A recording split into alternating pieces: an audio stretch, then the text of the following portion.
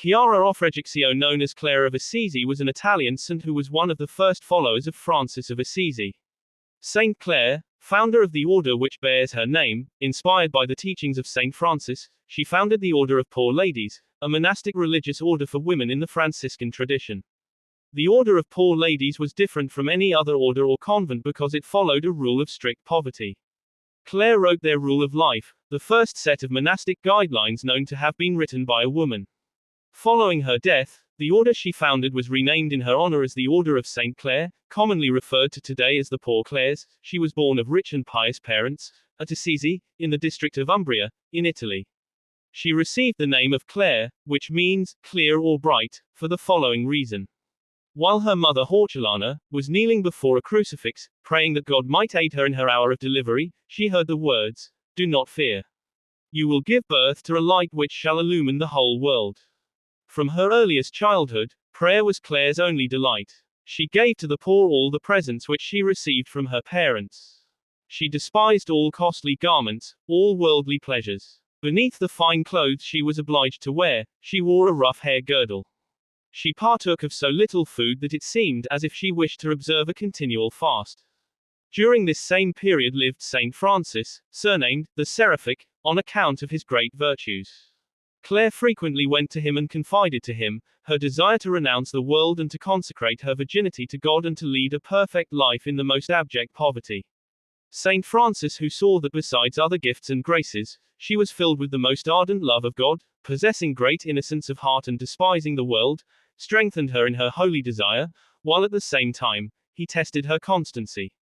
Being sufficiently convinced that her desires were inspired by heaven, he advised Clare to leave her home, which she did on Palm Sunday, going to the church of the Portiuncula, where she had her hair cut off, as a sign that she would enter a religious life. She divested herself of all feminine ornament, and attired in a penitential garb, tied around her with a cord, she was placed, by St. Francis, in a vacant Benedictine convent.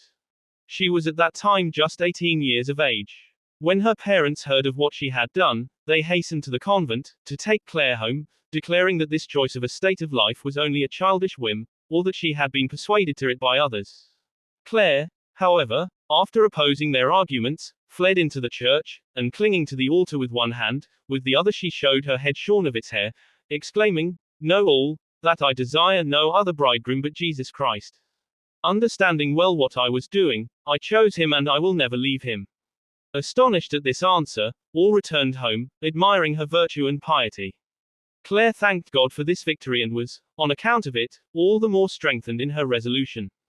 Clare had a sister younger than herself, named Agnes. A few days later she, too, fled from her parents' roof and going to Clare, wished to be invested in the same habit and to serve God in the same manner. St. Clare received her joyfully, but as all her relatives were provoked beyond measure that she, too, had entered a convent, 12 of them went and forcibly tore her from her sister's arms.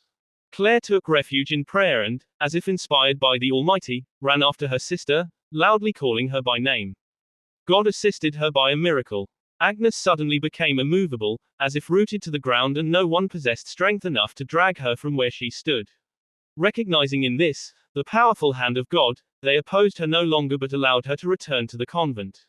Meanwhile, St. Francis had rebuilt the old church of St. Damiano and had bought the neighboring house. Into this house he placed his first two religious daughters, Clare and Agnes, who were speedily joined by others, desirous of conforming themselves to the rule of life which St. Francis had given to Clare. This was the beginning of the Order of Poor Clares, which has since given to the world so many shining examples of virtue and holiness, to the salvation of many thousands of souls. St. Clare was appointed abbess by St. Francis and filled the office for 42 years with wonderful wisdom and holiness. Her mother too, together with her youngest daughter, took the habit and submitted to the government of St. Clare. She was, to all in her charge, a bright example of poverty. In austerity towards herself, she was more to be admired than imitated. The floor or a bundle of straw was her bed, a piece of wood, her pillow. Twice during the year she kept a 40 days fast on bread and water. Besides this, 3 days of the week, she tasted no food, and so little on the others that it is marvelous that she could sustain life with it. The greater part of the night, she spent in prayer, and her desire for mortification was so great that St. Francis compelled her to moderate her austerities. She nursed the sick with the greatest pleasure, as in this work of charity, she found almost constant opportunity to mortify and overcome herself. Besides all her other virtues, she was especially remarkable for her devotion to the Blessed Sacrament. She sometimes remained whole hours immovable before the tabernacle and was often seen in ecstasy, so great was her love for the Saviour it concealed. She sought her comfort in him alone in all her trials, amidst all her persecutions, and how great were the graces she thereby received, the following event will sufficiently illustrate. The Saracens besieged Assisi and made preparations to scale the walls of the convent. St Clare, who was sick at the time, had herself carried to the gates of the convent, where, with the ciborium, containing the Blessed Sacrament, in her hands, prostrating herself in company with all her religious, she cried aloud, O Lord, do not give into the hands of the infidels the souls of those who acknowledge and praise thee. Protect and preserve thy handmaidens whom thou hast redeemed with thy precious blood. A voice was distinctly heard, saying, I will protect you always. The result proved that this was the voice of heaven. The Saracens, seized with a sudden fear, betook themselves to flight. Those who had already scaled the walls, became blind and flung themselves down. Thus was St Clare and her religious protected and the whole city preserved from utter devastation, by the piety and devotion of the saint to the Blessed Sacrament. We must omit many miracles which God wrought through his faithful servant. When St Clare had reached the age of 60 years, during 28 of which, she had suffered from various painful maladies, although she had not been confined to her bed, or rather, her bundle of straw.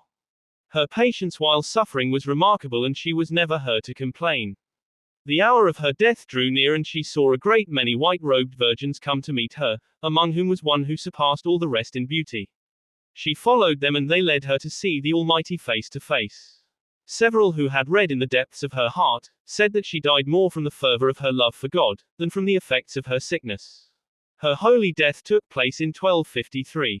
The great number of miracles wrought after her death, through her intercession and the heroic virtues which made her so remarkable, induced Pope Alexander IV, only 2 years later, to place her in the number of saints. Clare was canonized on the 26th of September 1255 by Pope Alexander IV.